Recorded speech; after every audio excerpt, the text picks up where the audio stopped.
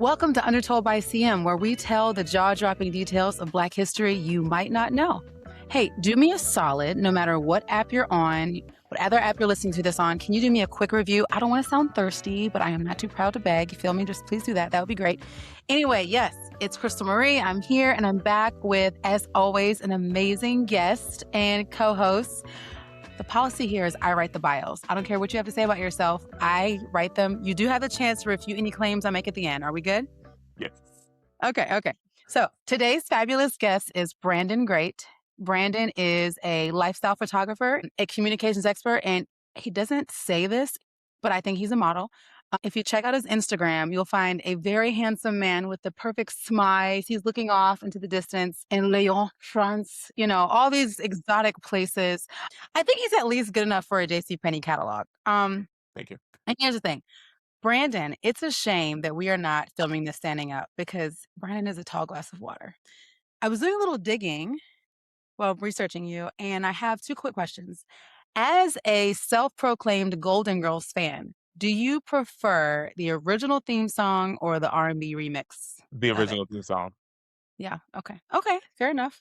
And as someone who was the reason why that show is my favorite show is because my grandfather started that. So the original is always going to be what I need to hear. Yeah, you're a purist. I love that. I don't know what the statute of limitations is, but it seems that you ripped a mole off someone's back. Tell me more about that. Oh, gosh. Don't need any gruesome details, but tell me a little bit more about your experience ripping moles off people's backs. I was in middle school. Okay, And, that's an important detail. You're childish, you're young, you're running down the hallway. It was this girl. I touched her, I grazed her back, I pulled her bra strap. And then when I pulled her bra strap, it ripped the mole off of her back. That seems like a loosey-goosey mole. I had to go tell the teacher that, he ripped this mole off my back. And she was that particular teacher's pet. So, of course, that teacher did not like me. So, is she okay? Who cares? Who really cares? Brandon Grate, everybody. Is there anything... Proud mole ripper. Is there anything I missed about you that you want to share? No, I think you nailed the head. You nailed it on the head. Excuse me. Okay. The model is relative, ladies and gentlemen. That is relative. However, I will say, no. This year I have gotten that I should get into that more than I ever have in my entire life. You really should. You have such a gift for it. There are a few times when I see you on my feed and I don't immediately recognize that it's you, and I'm just like, "Ooh, who is this?" And I'm like, "Is that Brandon? Oh my gosh! Like, it looks like an ad." Oh, thank you. You're really good at it. Anyway, all right. We always start with a random fun fact. It can literally be anything. What do you have for us? My random fact is that high heels were actually initially for men, not women. They were for men who, like, if they were, for stirrups. So, like, riding a horse, whatever. That's what the heel. Oh, yeah. So you can get into the. Mm-hmm. And then I think when did it change? I think for men it was the 16th century, and then I think women popularized it starting in the 18th century. I think. Oh, that's interesting. Bring it back. I wouldn't be. Do I want men to wear heels? I mean, I'm 6'6". You don't need heels. And I wear a boot with a little bit of a platform, and sometimes I'm 6. Mm-hmm. Wow. All right. Well, thank you for that fun fact. Anyway, it is June, so you know what that means. It's Pride Month, and I immediately could think of no better person for us to learn about today than Bayard Rustin. And before I decided on this, I asked, just for the past few weeks or so, I've been asking people, coworkers, maybe someone I know from church, some of my neighborhood family members, have you ever heard of Bayard Rustin? Almost every single person was like, who is that? Which I was a little bit surprised by, because there's a very famous movie called Rustin that came out in 2023 featuring Coleman Domingo. What about you, Brandon?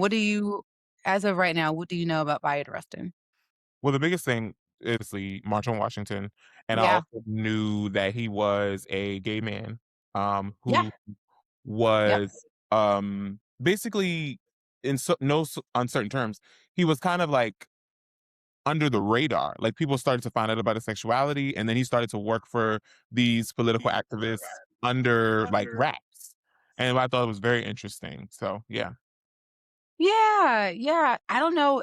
I guess for his time, he was openly gay. I mean, there was no like pride flag, I don't think, for Right. him to wrap himself in. But I think most people that knew him knew he was gay or that there was something like mysterious about him. A lot of people said he had a very sensual energy, a very sexual energy. And women had crushes on him, men had crushes on him. People just didn't really know what to do with it. But he was really fortunate to be raised in a household where like, he told his mom, and his mom was actually his grandmother. He was raised by his grandmother, but I always think of her as his mom because she was like 40. And she basically told him, yeah, you got to do what you got to do. And I'm skipping way ahead, but this is I'm just so impressed by her progressive view at this time. She said, my advice to you is involve yourself with people who have as much to lose as you do. That's my biggest piece of advice that I have for you. Is like, don't be out here dealing with someone who's going to get you caught up and then they don't care because it doesn't mean anything to them, but you have a lot on the line. So I thought that was interesting advice. It wasn't like, pray the gay away. It was just like, yeah, you are who you are. Acceptance. Yeah. You know, and as a mom of three sons who, Brandon, you've had the misfortune, whatever you wanna call it, Fortunate. you've Fortunate. literally seen them grow up. Yes. Um, They are adorable. it's hard to I feel like as a mom, you just know. Like, I can't imagine not knowing. In fact, my oldest son, also the co-host of this podcast on our kids' episodes, I feel like maybe I overkilled the, like, love is love, like, I'm constantly telling him, "You could be with whoever you wanna be." But anyway, I was getting ready to go to a friend's wedding, a gay couple, and, I said, "Uncle Denzel and Uncle Brooks are getting married," and he was like, "Okay," and I was like, "You know, you can marry whoever you want just like them." He was like, "Mom, I know," and then he said, "I've been thinking about it, though. I think I'm just gonna go traditional." I was like, "What?" He was like, "Yeah, I'm probably just gonna marry a woman. It just seems easier." I was like Sounds like your child though. He's so bright. I was like, So bright and so matter of fact about it actually. and it was just like, and it's just, I was like, you know what, I'm gonna just leave it there. Okay, back to Bayard Rustin. Okay. So everyone knows about the March on Washington, but once you know a little bit about how he grew up in his life, it really helps you understand how he came to be that guy. Mhm. He was born in 1912 in Westchester, Pennsylvania. Mhm. And for much of his childhood, he had someone in his life who he thought was his older sister, but really that was his mom. So basically, his mom got pregnant by this guy who was no good, and his grandparents, his mother's mother, who was again, she was just 40 years old. They decided that they were just going to raise him. So they were essentially his mom and dad, and they were great. Bayard Rustin later said that they were the perfect couple. They acted like high school sweethearts their whole life. And yeah, he grew up in a really secure, warm household. His grandparents were like the cool kids on the block. Everyone knew them. They had a million kids, I think like 12. Um, and his grandfather/dad was a caterer, and he had access to all these wealthy white families, and so they always had a lot of food. They had this huge house, and it was basically like the cool house in the neighborhood. Mhm. Everyone would come, the black people, not everyone, but the black folks would come to their house. Right. Um, did you guys was there like a cool house in your neighborhood? Was it your house?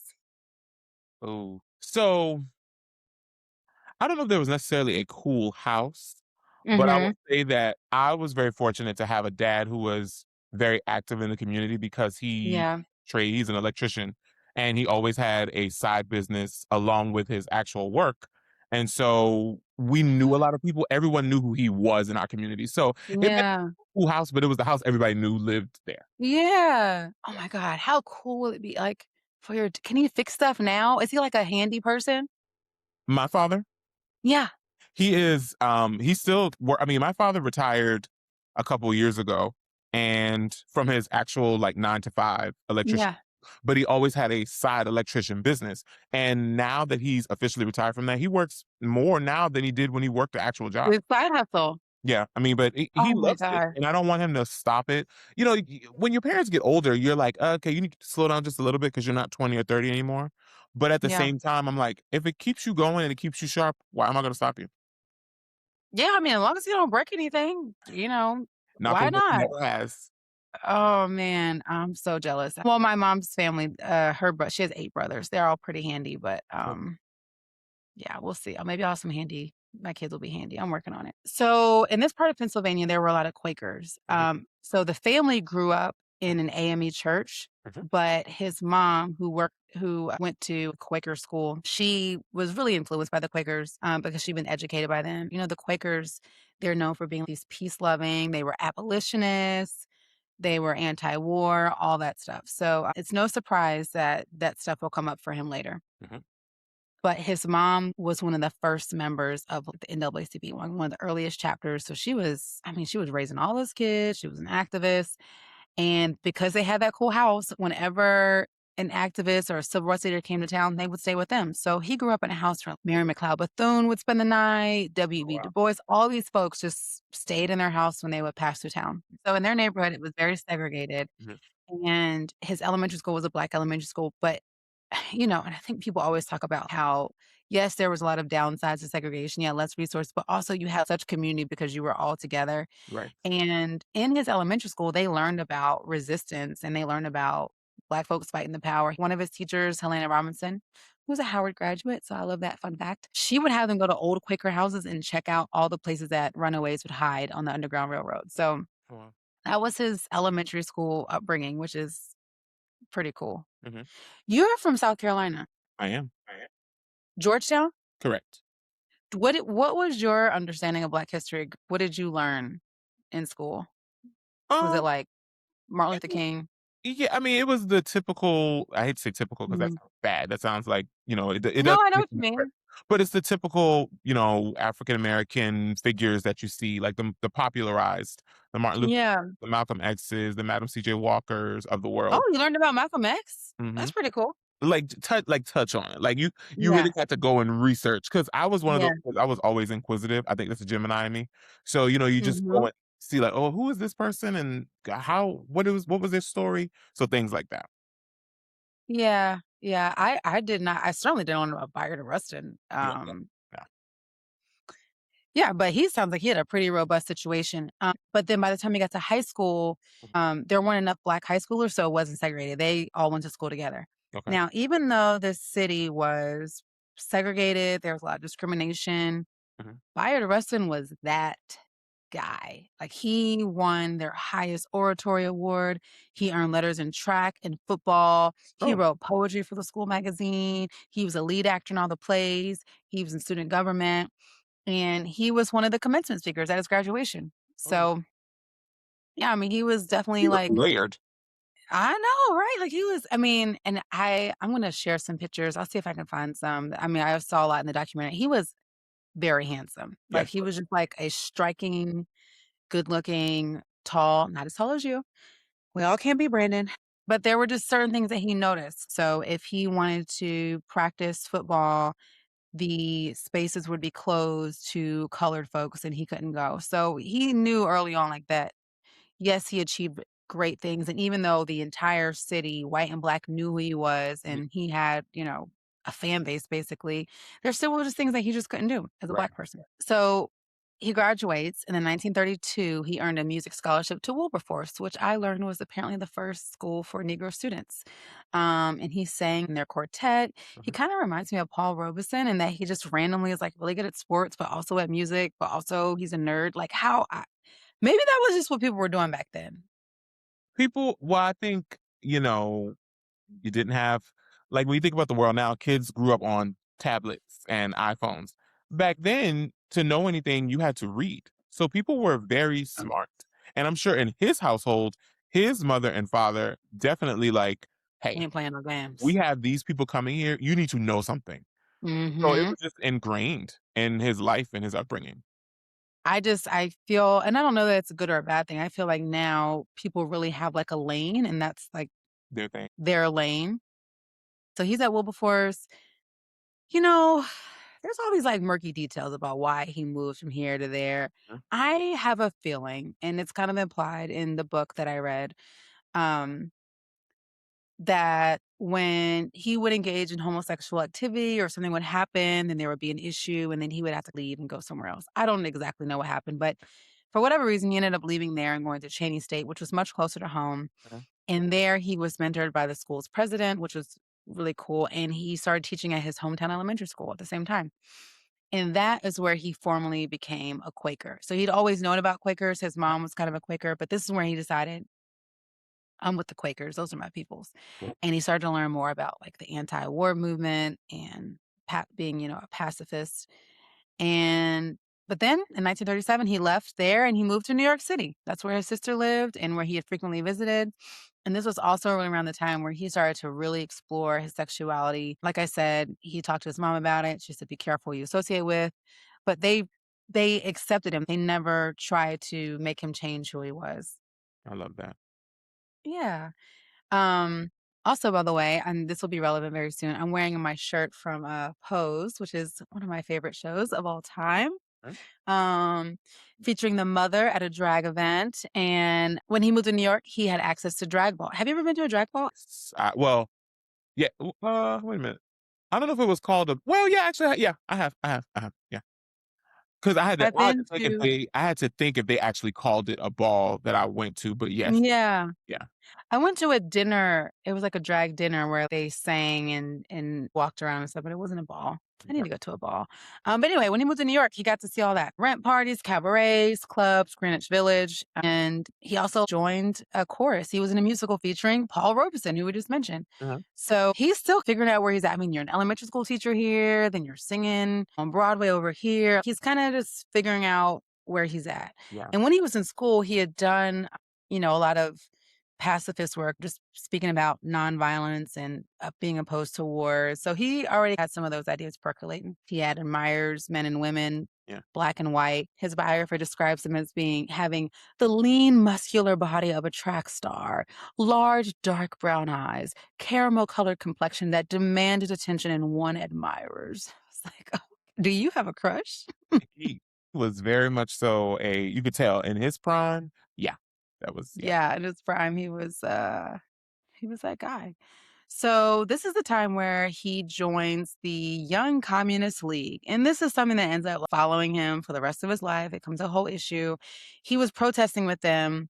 Um, a variety of things. And he traveled across New York to help set up groups, little communist groups across different colleges. And they actually, at the time, were really in supportive of racial justice. And really, I think a lot of Black people at this time were drawn to the communists because they were one of the few people that were saying, we're all comrades, no matter your color. And, if you live in a society that's says they're a democracy, but is treating you unfairly, like I can certainly understand the appeal of the Communist Party. But in 1941, when Hitler invaded the Soviet Union, and the Communist Party was like, all right, all right, all right. Like the racial justice stuff, we're gonna have to put it on pause and focus on fighting against fascism.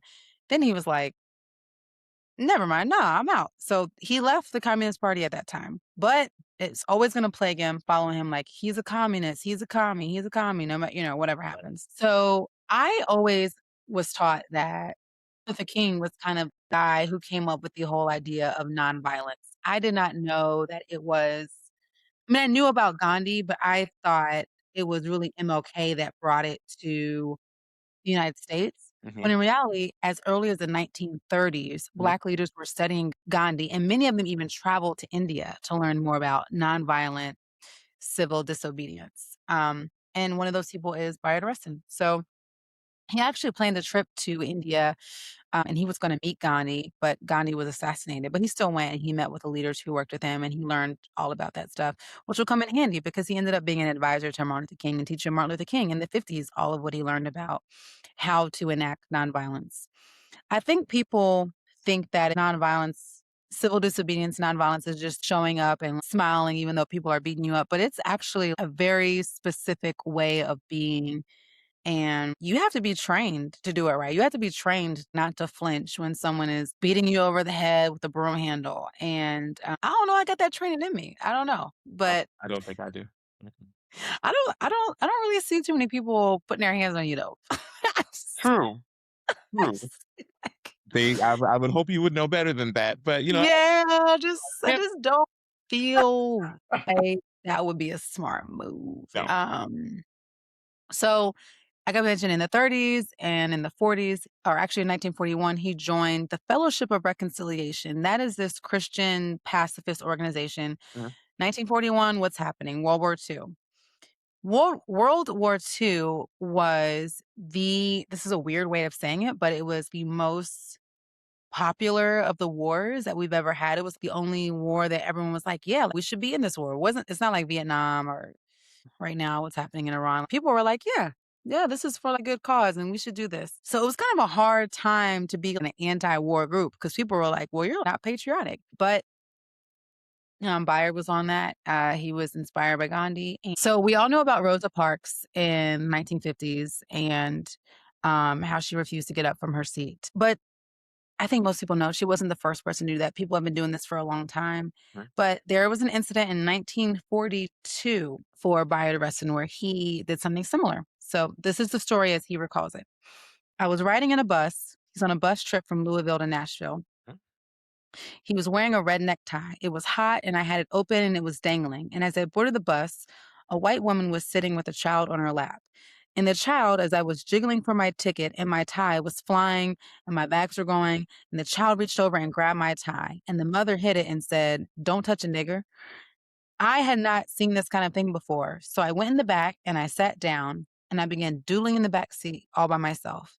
And all of a sudden, something began to happen. Next to me was a Negro couple who had a box with chicken in it who was having the best time on earth. Honestly, a box of chicken does sound like a good time. And I said, how many years are we going to let that child be misled by its mother that if we sit in the back and we're having fun, then whites, in a way, have the right to say, but they like it in the back. I vowed then and there I was never going through the South again without either being arrested or thrown off the bus or protesting. So that isn't where it ends. He then decides to move back to the section that's reserved for whites. And he explains to the driver that his conscience would not allow him to obey an unjust law.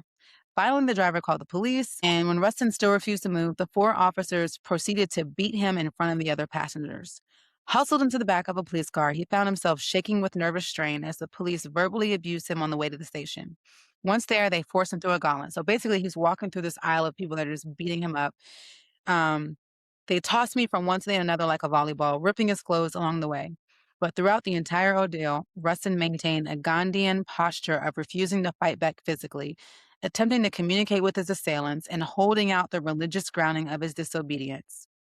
Mystified by the strange behavior, the police captain said, "Nigger, you're supposed to be scared when you come here." And they left saying, "I think he's crazy." In the end, he emerged rumpled, but he had small victories, and I think they didn't even charge him, and he eventually left.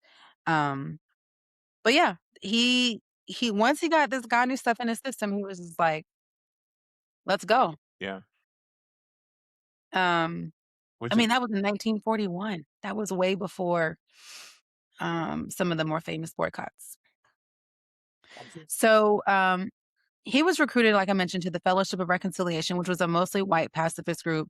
And Black populations were not, well, it wasn't that they didn't care about pacifism and anti-war messages. It's more so we had our own stuff going on at home, and that's what we were focused on. And so the leader of FOR, this guy named A.J. Must, who was Rustin's mentor, father figure, he was like, I need you to help me get Black folks on board. And so Rustin was able, because Rustin could sing, so he would get down there and he would sing spirituals. He was just such a dynamic speaker. And they launched CORE, the Congress of Racial Equality, which is within the Fellowship of Reconciliation. That was really with the goal of teaching Black populations about how nonviolence and pacifism can also support racial justice. So that was way back in 1942. What are you thinking so far? This man was very accomplished, but it's his diligence and dedication. Mhm. It's the way that I think his robust history kind of led Mhm. him down a path of awareness because he was obviously hyper aware of Yep. even from childhood. So I just think he was never going to be someone that was going to be a bystander to what Yeah. was expected, right? Like he was always going to push the envelope and fight for equality. So I mean, I just think this was destined for him, and his Learning all Yeah. these things about him is insane, you know? So your dad's an electrician. What did your mom do? So my mom worked for Clemson University, actually. Ooh, is she still there? No, she retired. So my mom is Could you have gone to Clemson for free? no, that was not a thing. It was her first job ever, and it's the only job she ever worked in her life. And she retired early. So my mom literally retired before she was 50. And then she was like, she wasn't working for maybe like a couple months. And then because she was the only one that had ever done her role for 28 years, 27 years, whatever it was, she was, I mean, literal the interworkings of her world and her job. She was the system. Correct. So everything funneled through her. So when she left, they were like, "Hey, we don't really want to hire anybody else because how could we teach someone 28 years of what you do?" Yeah. She worked 4 days a week, and then she was off on Fridays, and then she officially retired. I believe it was like she was 58 or 59 years old, but she had legally retired when she was like 48 or 49. You know what? I didn't even know until I don't remember when I learned this, that Clemson was a public university. I don't think I knew that. Did I know that? It is, right? Let me see. Clemson University. It's a land grant university. What does that mean? Because it's an agricultural school. Oh, So it's a public school though. Yeah. yeah, Yeah, it's a public land grant research university. yeah. Okay. So that explains why she was able to retire and get like state benefits, I guess. I'm assuming. I'm happy for her because, now that she is, retired the last couple years, she has been traveling a lot more. She just came back from a Mediterranean cruise. She was in Rome and Ooh. Spain and France and all of that. She called me from Mallorca on my birthday. I was all right, girl, live your life. So the reason I asked is because your dad was an electrician, but he also had this entrepreneurial Mhm, side to him. mhm. And then your mom worked in I was just wondering, did that have any influence on what you ended up doing? Because I'm thinking about Bayard and like how, I mean, his parents, his mom Mhm. certainly had influence in who he did, but I'm just wondering, what do you think that they did? How did that impact who you are?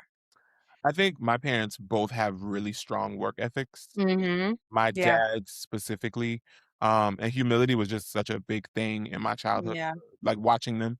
But my dad, I mean, he would work he would go to work at like 7:30, 8 o'clock in the morning. He'd get off at like 4:30. When he get home, my dad always has a hustle. Like even in my like Yeah. younger years, outside of work, he would clean cars on the weekend. He would do his electric jobs. He would do this, he would do that. And it's just like he was always funneling some money through the scene. And I'm Yeah. like, okay. Like, and you Yeah. just begin to realize that is how I need to be. I need to work hard to have anything in this life. I need to follow in his footsteps. Not that it was a natural thing that they told me you have to do this or you have to do that, You but you saw just it. you just watch them and you're like, that is what I want to emulate. And so that was what it was for me.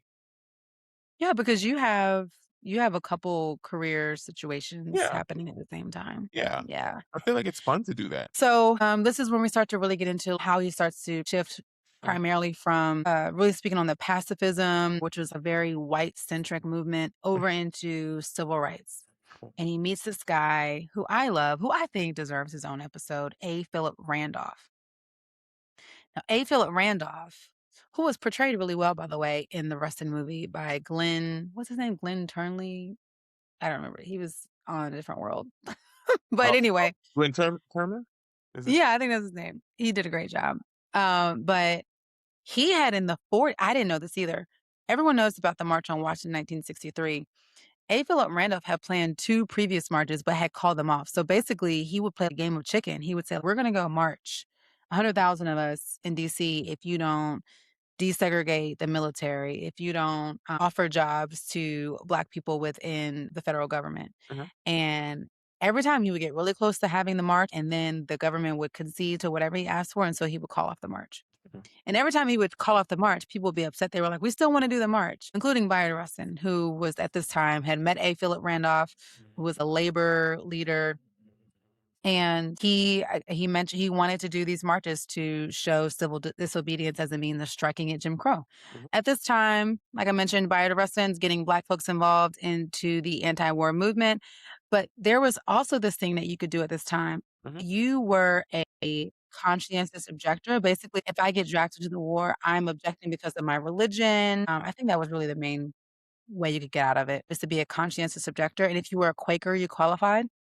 So what they would do if you were a conscientious objector and you were drafted into the war, they would send you into a what's called a CPS camp. So basically, like, you don't have to go to war, but you got to go to this camp. And if you don't go to the camp, then you go to prison. Oh.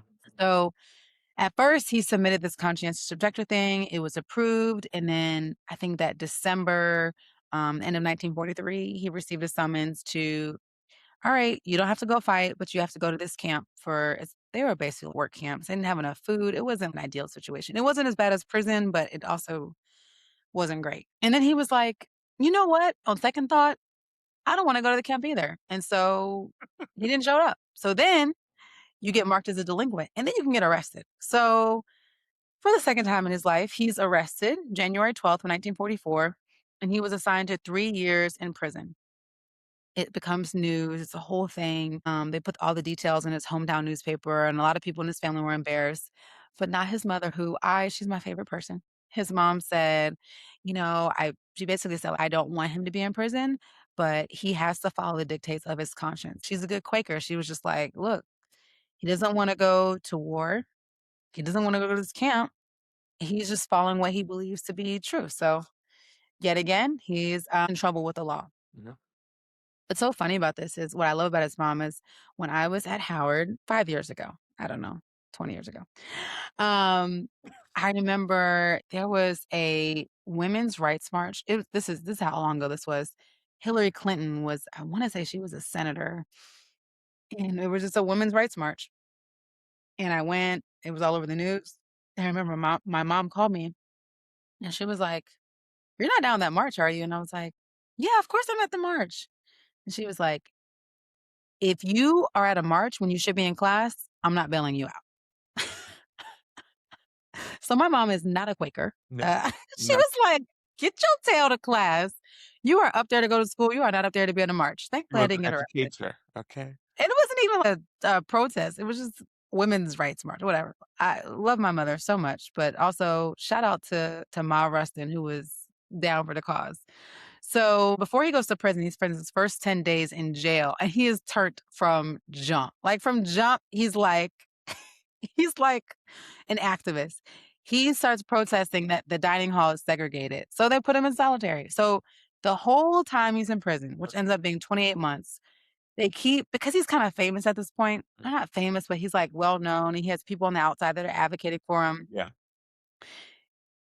They don't do anything too crazy to him, but he keeps getting moved from prison to prison because every prison he goes to, he starting like a little mini revolution. Like he gets everybody, and this is the thing too. At that time, 1 in 5 prisoners were there for evading the draft. So there were a lot of people in prison who were like, I just don't want to go to war. Yeah. So he would get all those people together, and they would be protesting the food.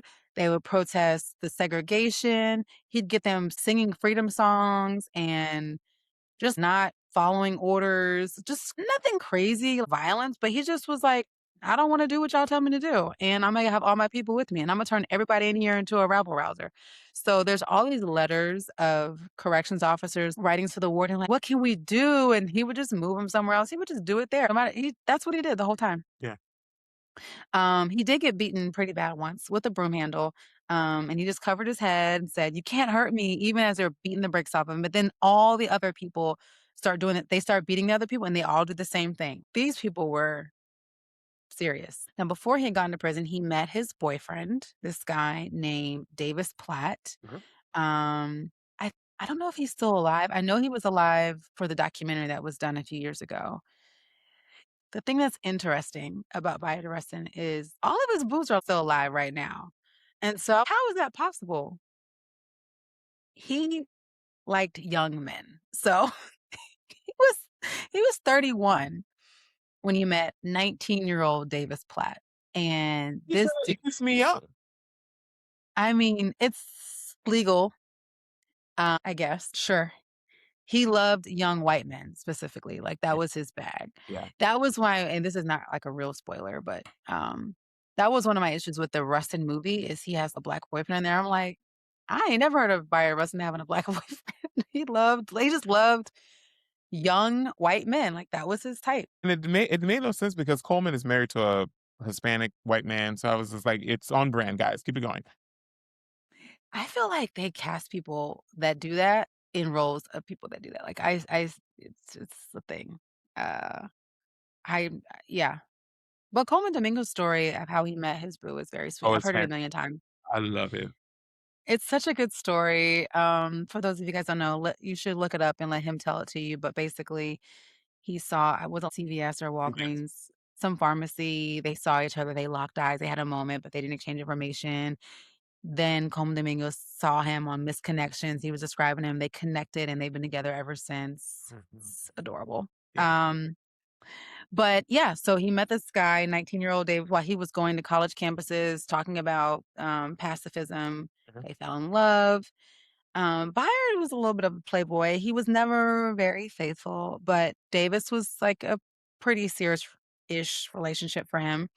And while he's in jail, they write each other letters. Never write anything romantic in their prison letters, but I mean, they are definitely a couple. And Davis comes to visit him, and everyone in the prison is like, "Who is this like very handsome white man coming to see you?"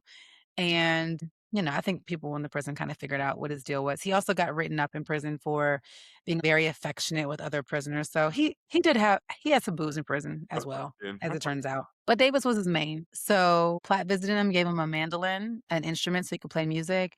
And he got out and they were back together and he immediately began a lecture circuit in violation of his parole, which said you cannot leave New York State. His parole officer issued a warrant for his arrest, but the board of parole was just like, "What's the point? Just close the case. We don't care. We're just what's the point of making this man go back to it?" So anyway, I love that for him. Yes. When I was reading this, I was like, "Wow, they are pretty lenient on this black man." This is at a time when black people are getting lynched. There's a warrant out for this man's arrest, and he's let go. So then he goes to India in 1948 to learn about nonviolent civil resistance. And in 1953, pretty horrible thing happens. He was arrested for engaging in sexual activity in a parked car with two other men in Pasadena. At that time, it was called sexual perversion. And he had to serve 60 days in jail. This is where now there's no longer a suspicion that this guy is gay. This is when everyone knows this is the kind of time he's on. So this ends up becoming an issue for him in the future as he does other things. People keep bringing this up. "Well, remember when you were in Pasadena and you were doing this thing?" And this is the first time he was arrested for being him. Well, I don't wanna say I mean, I don't know what he was doing in the car. We know what he was doing in the car. I mean, it Please. was 2 other guys.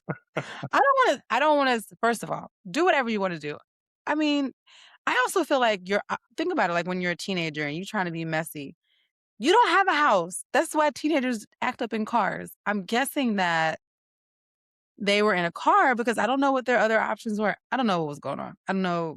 I have no other details. But this was the first time he was arrested for his sexuality.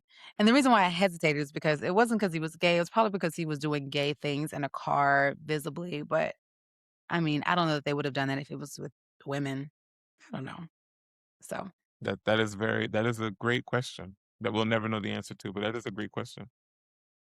if so, I know lots of people that should have been arrested. Oh. I'm not saying myself. I would never. Oh. But everybody else, Ah, everybody else, that whatever y'all are doing. A car, my God. Freedom Park, that's crazy. not wait a minute. Wait, not specifics. That's crazy. Who would do that? So a few years after that, he ends up becoming a big brother to Reverend Dr. Martin Luther King. He's like, "Look, I've been to India. I'm on game. I got it. Let me teach you how to do your boycotts." So this is around the time of the Birmingham Bus Boycott. Mhm. He coached MLK up. And in fact, this is a somewhat famous story about him. When he went to Reverend Dr. Martin Luther King's house, there were all these armed men around, to protect his house. Yeah, I mean, you can't just roll up on him like that. of course. And Bayard Rustin was like, "That's silly. If you really want to be about nonviolence, why do you have all these armed guys around your house? You don't need any guns. Put that away." And allegedly, he convinced him to get rid of some of that stuff. So, was that a good idea? But that man I don't know. clearly had a lot of persuasion because it seems like everybody was under his spell. I mean, but even this is why I think everyone, and I should have said this earlier, there's 3 resources that I use for this. The one is a book called Lost Prophet: The Life and Times of Bayard Rustin by John D'Amelio. It was a very well-researched, very good book. There's a documentary called Brother Outsider: The Life of Bayard Rustin, and it's on Netflix right now. And then, of course, there's the dramatized movie, Rustin. I recommend you watch that one last because it's the least historically accurate, Yeah. and I don't want you to misinterpret what happened, but it's actually a really good portrayal of that specific time of him planning for the march. Yeah. So, all 3. The reason I brought that up is because in the movie, he just rolls up to Martin Luther King's house and he just opens the door and I was like, "Could you do that? Could you just walk up to Martin Luther King's house and karate?" And it's like, "Oh, Bayard, good to see you. Can you?" I don't know. But anyway, if you watch the documentary, you will be under his spell too. You can see his charisma. Okay. He had it. Malcolm X Yeah. had it. Yeah. Listen, the first time I saw a clip of Malcolm X, I was like, "Assalamu alaikum. I'm in. Sign me up." What I gotta do? He was very convincing. And In you talked fact, about with how he looks. I wasn't a Malcolm X's teeth were a little not my favorite, but aside from that, Oh God. I have a teeth thing. I have a teeth thing. And Bayard Rustin also, he had a teeth situation as well. Maybe Exactly. maybe dental care just was not on the up and up at the time. They were Maybe it's fighting in the streets. They was getting to it. The boys was on the boots on the ground. They didn't have time to go to the dentist. we need to make time. We need to Well, make who wants to go time. to the dentist if the dentist might be, messing up your teeth? I guess so. You know what? Imma let you rock. These are thoughts. Um, These are thoughts. Imma let you rock. Yeah, Imma let you rock. So, anyway, yeah, he coached him up. He was working and Bayard Rustin started working with Dr. King. They became buddies, Mhm, started working with him on the Southern Christian Leadership Conference. mhm. Then we got our hater coming in the room, Adam Clayton Powell Jr. Look him up. Very handsome man, politician, but very much a hater. Right. Hater energy. And he was trying to make moves in the Democratic space, and he didn't want there to be a march. He didn't want to cause a lot of trouble. And so he didn't like Bayard Rustin's turn up energy. And so he told Martin Luther King, he said, if you don't cancel this march that you and Bayard Rustin are trying to plan, then I'm going to tell everybody that y'all are having an affair. He just made that up. That Just the made it up. real blackmail. Yeah. And so they ended up canceling it. And then Bayard Rustin resigned from the SCLC so that, he could protect Martin Luther King's legacy, which there's, some reporting that like their relationship was really harmed after that. I don't know if how the movie dramatized it is correct, but I do think that was a pain point for him. He thought Martin Luther King would go to bat for him and be like, I don't care about these rumors, but like, you know, that is kind of scary. So anyway, fast forward, we've learned about all these other attempts at marches. We've learned about all this other work that he's done, all his arrest, these rumors about his behavior. And then we finally lead up to the March on Washington, which Bayard Rustin and A. Philip Randolph essentially were planning and pitching. Roy Wilkins, who was the head of the NAACP at the time, the chairman, did not want to do the march. Adam Clayton Powell, again, did not want to do the march. A lot of people did not want this march to happen. They felt like, you guys, this is going, and the same thing I think would happen today. Why don't we just try and negotiate? Why don't we just try to talk to these people? Kennedy's a good guy. Why are we doing march? And A. Philip Randolph, who was seen as Mhm, like that guy. He was the elder statesman. He was the oldest of them all. He was just like, we're going to move forward. mhm, And either you're with us or you're not with us. And eventually everyone came on board. mhm, So Roy Wilkins initially said, okay, we'll do the march, but Bayard Rustin can't be the director. He mhm, can't be in charge because that's going to throw everything off. And so A. Philip Randolph is like, all right, cool. He's not going to be the director. I'll be the director. Bayard Rustin, you're my deputy director. And then he actually just did everything. So it was just like in name, A. Philip Randolph was at the head, but Bayard Rustin was really the person that apparently he was this master organizer and planner. I would hate to see what he could do with social media. Like he would just, but everyone agreed there is no one that can get 100,000 people to this place and get it funded besides Bayard. He has all these decades of experience organizing. And so he starts getting going. They get to it. Again, the movie Rustin does a great job of telling this part of the story. But 3 weeks before the march is scheduled to happen, Strom Thurmond, our favorite senator from South Carolina. I've actually met Strom Thurmond. I met him when I was in high school. I was in this program where you got to meet your senator. You were in this leadership program and you got to meet your senator. And most people's senator doesn't actually show up. You meet their aide. But my actual senator, Strom Thurmond, who was like, looked to be 105. He was probably 99. I don't know. He actually showed up and very deaf. He could not hear. I remember he was like, "Where are you from?" And I was like, "Spartanburg County." And he's like, "Huh?" His aide had to yell in his ear, "Spartanburg County." And he's like, "Oh, Sparkle City." And he shook my hand. But in retrospect, I probably should have punched him in the face. Absolutely. Absolutely. I should have punched him in the face. I mean, I knew he was like a racist, but I didn't. I was a child. I was in high school. I mean, of course. I mean, yeah, you're right. But the research now indicates. Yeah. I remember my high school teacher told me I tell people this all the time, so people are probably tired of me saying this, but my high school teacher told me he was the best senator in history, and she was his hugest fan. And I remember I told my mom that, and she was like, he has a black daughter, right?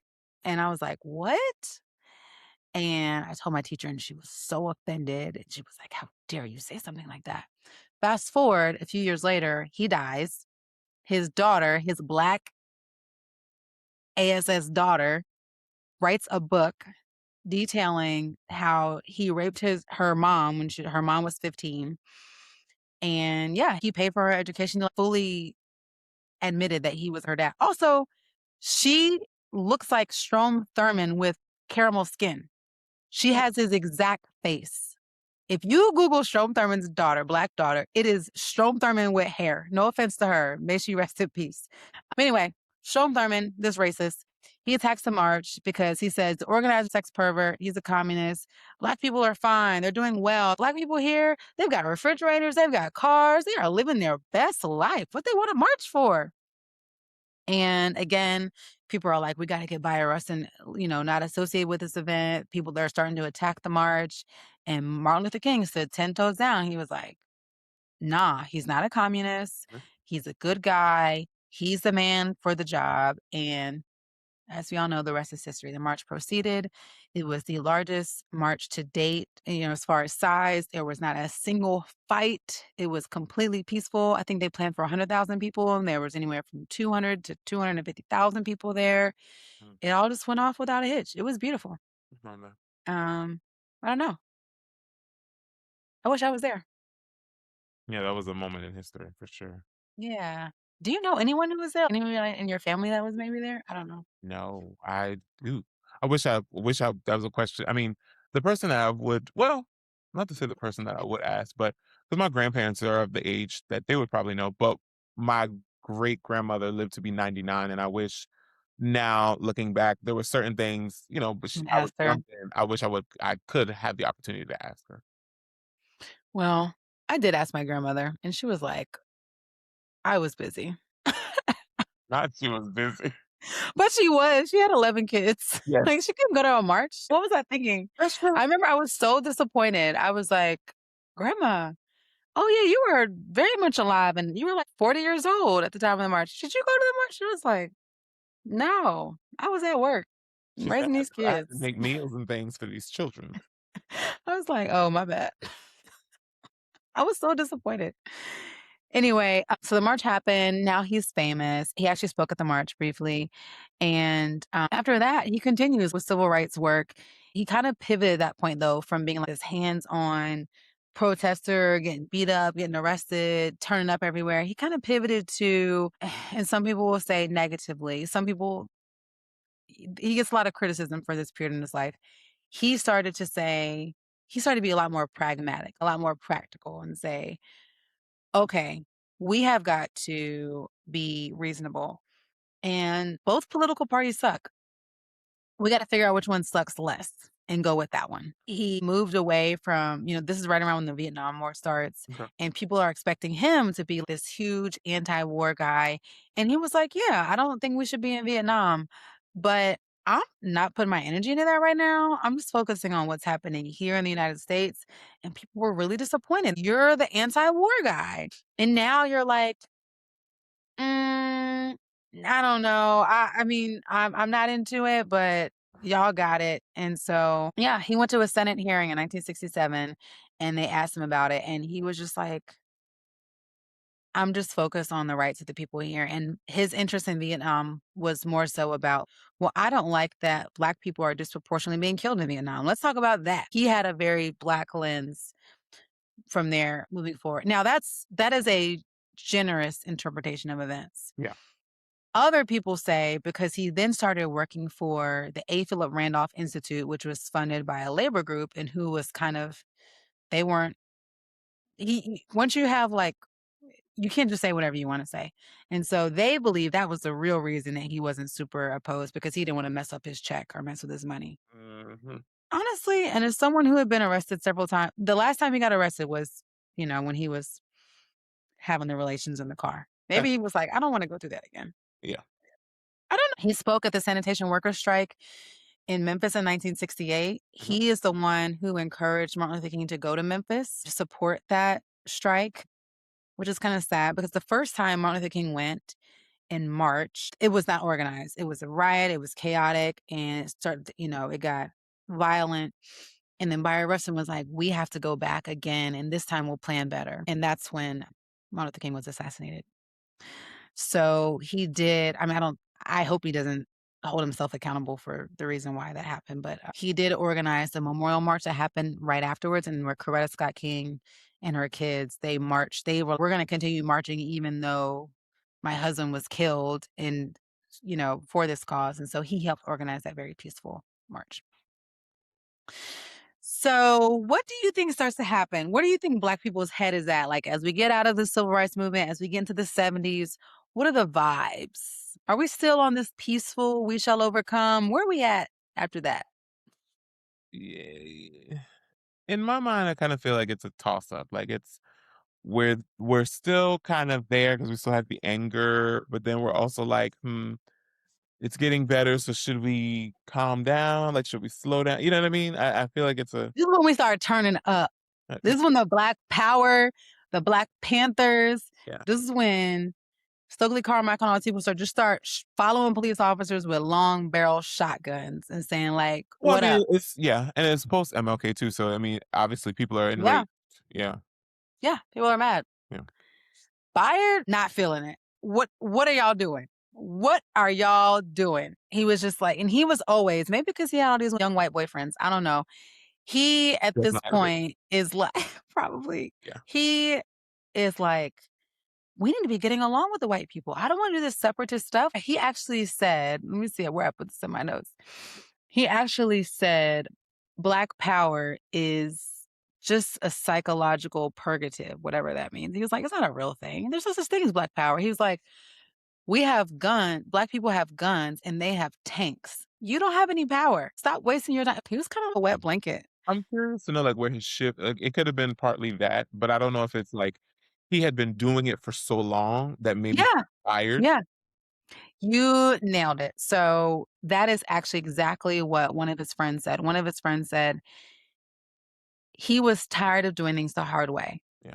And he finally was financially okay. He was safe. He had a relationship. Now, that one with the 19-year-old that lasted for a few years. His last 10 years of his life, he's with another guy who is alive right now. His name is Walter, which is wild. Um, his name is Walter Nagel. When he met Bayard Rustin, Bayard was 65 and Walter was 28. Oh, wow. So there's that. He definitely left them young, like really young. He literally just doubled the 19-year-old's age. So you were okay. Wow. He was, yeah, 37 age 37-year age difference. Wow. I kept seeing this stuff and it was like, Walter, Bayard Rustin's partner, and recently, and I'm like, how is this man still alive? Oh, because he was a child when they met. Okay. So how old is Walter now? He is, let's see, he was born in, I mean, he's like 70 something, but Okay, he looks like he's in fine health. Let me see. of course he is. He is 77. Oh yeah, he kicking. Even this picture of, oh my God, this is crazy. This picture of him, I'm gonna share this for everyone. Oh, there's a picture of Walter Nagel wearing these like short shorts and senior elderly Bayard Rustin. I think I saw the picture. Was Walter bald? Not in this picture, Oh, no. They are an interesting, match. there's this one too. Yeah, he's Oh, I wearing saw some. this one. I did see that picture. No, the one I saw that I was talking about was this these short shorts. With go over to the other way. Oh yes, they're very short. And he like a specific white man. Like it's a specific. Yeah, he has a specific type. Yeah. He has a specific type. So anyway, he has a comfortable life. I got my man, I got my, physical safety. I'm not getting arrested. This is just what I'm doing right now. So his friend said exactly what you said. He was just like, I'm just tired of fighting. I want to support the cause, but I want to do it in the least problematic way as possible. In 1975, he founded the Black Americans to Support Israel Committee. Mhm. Um, he was a huge fan of Israel for whatever reason. Uh, which didn't make him too many friends, but he went to a lot of countries. He would travel to Cambodia, to Thailand, just advocating for peace and justice. That was his thing. He was opposed to, and this is where people started saying he was a conservative. He was opposed to affirmative action and quota because he was just like, everyone needs to get there on their own merit. So, Hmm. I mean, he's a complicated person. I think also some people, not me. I feel like the older I get, the more further left I get. Like the older I get, the more I'm just like, childcare should be free. The more I'm just like, Yes. the more I'm just like a mom Donnie kind of gal. What were you But some like? people, yeah, some people as they get older, they get more conservative, I think. And I don't know if he probably wouldn't describe himself as conservative, but he just started to be a lot more pragmatic. So I think that's part of the reason why the average person doesn't know who he is Mhm. because he didn't have this clean, linear story of like civil rights activists who continued to engage in civil rights for the rest of towards the end of his life, he started doing things like he was having debates with he had a really intense debate with Malcolm X. He had one with Stokely Carmichael where he was saying, "You guys, we got to negotiate with these people. We don't need to be fighting people all the time." And he was a huge advocate for the Jewish, I wouldn't say for Jewish people, but I would say for the Israel, Jewish and Israel, very different things. He was a huge advocate for the state of Israel being able to carve out their own space for Jewish people. So that didn't really win him any favors. But he says that he got that from his grandmother. His grandmother, the Jewish people's liberation was very resonant for her. Mm. So, yeah. So that's it. I mean, he died at 75, so he lived pretty long. And he died, I think, of complications from a surgery. But there's lots of things named after him. His hometown high school is named after him. Of course, there's the movies. There are lots of gay institutions that are named for him. And his partner of 10 years, by the way, same sex marriage wasn't a thing when they were together. So he legally adopted him so that when he passed, Walter would inherit whatever he had. But yeah, Walter's still alive and telling the story of Bayard Rustin. By the way, the Rustin movie was produced by Barack and Michelle Obama. I didn't know that. Which I love. Shout out. So what are your thoughts this Pride Month about Bayard Rustin? Well, I think it is great that we have such a unique and nuanced and prolific figure that we're putting a spotlight on and obviously learning more about because I think that is a part of the LGBTQIA experience is that it's very layered, it's very nuanced, it is not linear. We all have very different journeys. Some of us are very supported, some of us are not, and we're all trying to be loved and, whatever that looks like for each of us, Mhm. whatever Yeah. our story, whatever book chapter we're on, we're working on it. And Yeah. it's a ever evolving process, I think. So Yeah, and growing up, I didn't really know any leaders who were openly gay. I didn't remember learning about them. I Mhm. wouldn't say I didn't know them, I just didn't know that they like, who they were. I didn't know about Bayard Rustin. I can't think of anyone as a child that I was taught about who also was a member of the LGBTQ plus community, and that erasure it's horrifying. It's horrible, horrifying, I don't know if that's the right word, but It's problematic. it's malicious, actually, because it erases a very important part of how we came to be the country that we are. When you take away the contribution, even when you think about the Black church, like there really is no Black church without the LGBTQ plus community, despite the fact that the Black church has historically treated that community really poorly. Yeah. But you don't have certainly not the music. I Yeah. mean, you don't have many of the traditions of the Black church without the LGBTQIA plus community. Yeah. So hopeful that we can elevate these stories year round, not just during Pride Month. And I will get myself to a drag ball soon in honor of Bayard Rustin. And you should. Um, okay. We always end with what is something that you are listening to or reading or watching that you want to share with other people, that you want to recommend to other people? I think my current thing that I make it, I'm driving a lot in the car, and I always find myself listening and watching, which don't do that, don't watch. But of course, if you have the car mount, I find myself watching Baby This Is Kiki Palmer's podcast.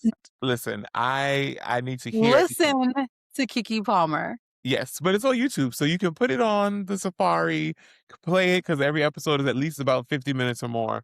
And Okay. I will say one episode that you should specifically start with is her Ooh. episode with Niecy Nash. That episode Oh, is yeah. incredible. Incredible. I haven't seen the whole thing. I've seen clips of it, and I isn't Niecy didn't she talk about how Niecy Nash reached out to her when, Keke Palmer was going the whole thing with the father of her child? Like, she just reaches out to people Which is just in and general. Like in general, like Niecy just she had just does that. that. Mhm. She's like everybody's auntie. And it's crazy because something I did not know about Niecy was that her brother was murdered in high school.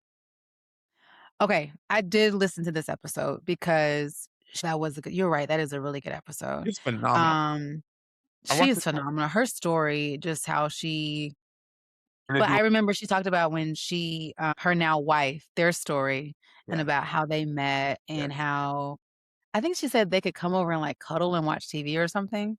Well, it was kinda like Niecy didn't even see her that way. Yeah, she didn't see her that way. Niecy talks about, like, she gets a feeling in her body where her stomach Yes, got hot, yes, yes, that's and she right. said her stomach got hot in this particular instance with Jessica, who's Yes, our partner, and, she was just like, "This only happens with boys." yes, that's right, that's right, that's right, that's right. So that I think that Oh, episode is a phenomenal episode for people to watch. Obviously, some of the more recent, which that one is recent, but the recent season, probably some of the notable ones are Michelle Obama, obviously. mhm. What's the guy Sean from Hot Ones, who everybody wants her to Oh, date, yeah. and then currently, I think the episode with Russell Wilson and Sierra came out 2 days ago. So Oh, I haven't seen that one. I've seen clips of her and the Wings guy, yeah, Sean, and it was a good I episode. I like, on the one hand, I love their chemistry, and I think they're very cute together, but I also feel like everybody calm down. Everybody calm down. If they got each other's number. If they wanna do it, they do it, but this is just too much public pressure on the 2 of them to be I a know, couple. It's it's I know. it's kind of stressful for me. Well, it's the chemistry, and I think people th the thing is, Kiki is so charismatic herself, but I also think people want Kiki to be happy, especially Yeah, after the situation with yeah. her son's father, and so it's like, you just want people to win, and I'm gonna say this, I am a person that believes that with love, especially when it pertains to Black women, people love to give Black women a lot of grief when they get with a white man. However, I am a strong proponent that if she's being courted, treated, and loved well and properly, Mhm. I Yeah. don't care who it's by. I will say this, most of the time, when I see Black men with non-Black women, it is a pattern for them. Like, that's just what they're like. It's like Buyer. That's just their type. He just Yeah. likes young white men. I have a responsibility as a mother of 3 Black boys. They've been at every Pride March that has happened since they've been alive, but it is my responsibility to make sure that they are respecting and caring for the Black women in life, whether they love them in that way or not. But you Make need to be space an for the advocate. Black queens. Come on, man. Like, respect all women, but the ones that look like your mama, you know. Yes, exactly. Yeah, that's cool. I like her.